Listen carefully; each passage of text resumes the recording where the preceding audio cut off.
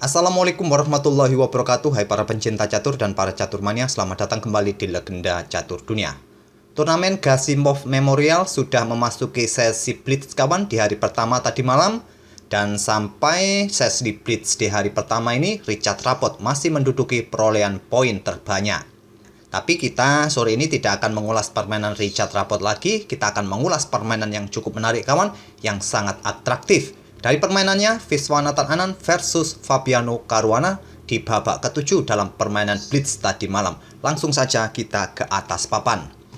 Di sini Caruana pegang hitam dan Visi Anand bermain dengan pion E4 dibalas dengan pion E5, kuda F3, kuda C6, gajah B5 dan pion A6, gajah mundur, selanjutnya pion D6. Caruana bermain dengan standing defense.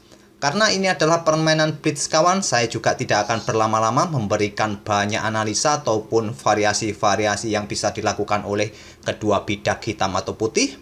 Kita nikmati saja seperti dalam permainan Blitz, cepat-cepat, sat-sat, skakmat.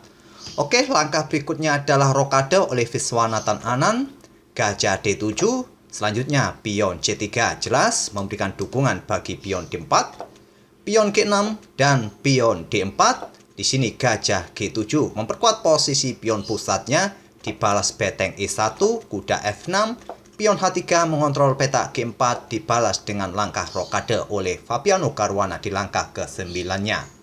Di sini Viswanathan Anand menarik mundur gajah C2, beteng E8 dan pion D5 mengancam kuda, kuda mundur ke E7, selanjutnya pion C4 dibalas dengan pion H6. Untuk memberikan ruang kawan bagi raja yang biasanya ditempatkan di peta ini untuk menghindari pergerakan gajah gelap putih, nanti disusul langkah menteri mengincar peta H6 untuk beradu dengan gajah Viacentonya, juga memainkan pion H6 dengan segera untuk memberikan kontrol bagi peta G5, atau memberikan tempat juga bisa bagi kuda untuk mempersiapkan pion F-nya nanti maju. Kuda C3, kuda H7, sekarang pion B4 dan pion F5. Jika kalian melihat langkah-langkah pion dari kedua pemain, Caruana bermain dengan pion-pion sayap raja, sedangkan putih bermain dengan pion-pion sayap menteri, mengingatkan atau sangat familiar dalam permainan Kings Indian Defense kawan. Yang sering terjadi, hitam memainkan pion-pion di depan rajanya dan putih bermain dengan pion-pion sayap menterinya. Pion C5 oleh Viswanathan Anand menantang pion D6, tantangan ditolak, Caruana mendorong pion F4-nya untuk mendapatkan penguasaan ruang. Kuda D2 dan selanjutnya beteng kembali ke F8 dibalas dengan langkah gajah A4 menantang pertukaran gajah terang. Tantangan ditolak, gajah mundur ke C8, selanjutnya pion C pukul pion D4 mulai menginisiatif permainan terbuka di lajur C, dipukul balik oleh pion C dibalas dengan pion B5 kembali menantang pion hitam, tantangan ditolak, Caruana bermain dengan pion rajanya pion G5. Pada posisi seperti ini tadi kawan, pada saat pion B6 dimainkan oleh putih, Stockfish menyarankan kita atau memberikan rekomendasi gajah bisa berkorban dengan pukul pion H3. Memang kawan terlihat bahwa langkah pengorbanan ini indikator menunjukkan bahwa posisi putih lebih baik, tapi memang cukup aneh saran dari Stockfish ini. Terkadang manusia tidak bisa menjangkau cara pemikiran Stockfish kawan. Bila diterima kawan, selanjutnya menteri hitam bisa bergerak ke C8. Mengincar pion juga mengincar kuda C3. Tapi simpel kuda ini masih bisa di backup kawan. Dan kemudian kuda bisa lompat ke peta G5 atau langsung pukul pion ini tadi. Tapi tetap saja indikator masih menunjukkan bahwa putih lebih baik. Memang cukup aneh cara berpikir Stockfish menawarkan sebuah solusi. Tapi di sini tadi Caruana tidak bermain dengan variasi itu, bermain dengan pion G5.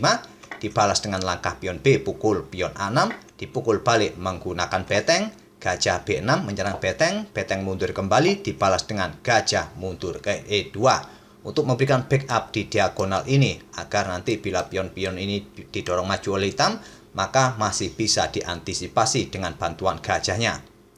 Kuda G6 oleh Caruana mungkin lompat ke peta H4 di langkah berikutnya memberikan pressure bagi pion G ini, dibalas beteng B1, kuda H4 dan pion A4. Langkah gajah ke petak G4 ini mungkin patut dipertimbangkan oleh putih kawan, menantang pertukaran gajah terang. Jika diterima, bisa dipukul balik oleh pion dan pion nanti bisa menghentikan pion-pion hitam di sayap raja. Mungkin nanti diikuti juga dengan pion F3 memberikan dukungan bagi pion G4 nanti. Di sini tadi Visi Anan lebih nyaman bermain dengan pion A4 dibalas dengan kuda F6. Gajah A3 memberikan pressure bagi pion D6, direspon dengan beteng F7, kuda C4 memberikan tekanan lebih, di backup dengan gajah F8. Visi Anan melanjutkan dengan langkah kuda B6 menggarpu beteng serta gajah terang. Mungkin harapan Visi di langkah berikutnya beteng ini digeser, kuda kemudian ambil gajah terang, dipukul balik oleh beteng agar menterinya tetap bisa menjaga pion. Kuda putih nanti akan lompat kawan ke peta B5 memberikan pressure lebih bagi pion ini. Mungkin inilah harapan dari Viswanathan Anand melangkahkan kudanya ke peta B6 ini. Tapi sayangnya Caruana tidak menggeser betengnya kawan, bermain dengan beteng G7 mengorbankan betengnya. Pengorbanan diterima, kuda pukul beteng A8 dibalas dengan pion G4. Ingin segera membuka lajur G. Dan saat ada tantangan pion hitam ini kawan, Viswanathan Anand terburu-buru membuat keputusan pion pukul pion. Tidak mempertimbangkan langkah menteri D3 kawan yang merupakan langkah yang cukup bagus daripada langkah pion pukul pion. Walaupun memang beberapa tekanan berikutnya akan tetap didapat oleh putih, tapi paling tidak langkah menteri D3 sedikit lebih baik. Viswanathan Anand terburu-buru, tidak berpikir lama kawan, sekitar 2 atau 1 detik saja pion H pukul pion G4 dibalas atau dipukul balik oleh kuda. Selanjutnya gajah F3 kembali membuat langkah yang tidak akurat. Gajah mundur ke F1, pilihan terbaik kawan untuk memperkuat posisi pion G2-nya atau di diagonal ini. Tapi sudah dibuat oleh Viswanathan Anand, gajah F3 dibalas dengan langkah menteri G5, melewatkan langkah kemenangannya kawan. Pada posisi seperti ini, kuda pukul gajah merupakan langkah terbaik. Setelah dipukul balik oleh menteri putih, menteri hitam bisa bergerak ke H4 untuk memberikan ancaman skak di langkah berikutnya. Jika ditutup oleh menteri di H3 atau jika raja ini bergeser ke peta F1, kuda bisa melakukan skak garbuan. Jika menteri ini bergeser ke peta H3, menteri bisa pukul pion F2 skak. Setelah raja bergeser ke H1, menteri bisa menyingkir terlebih dahulu memberikan peta untuk memberikan ancaman skak garbuan.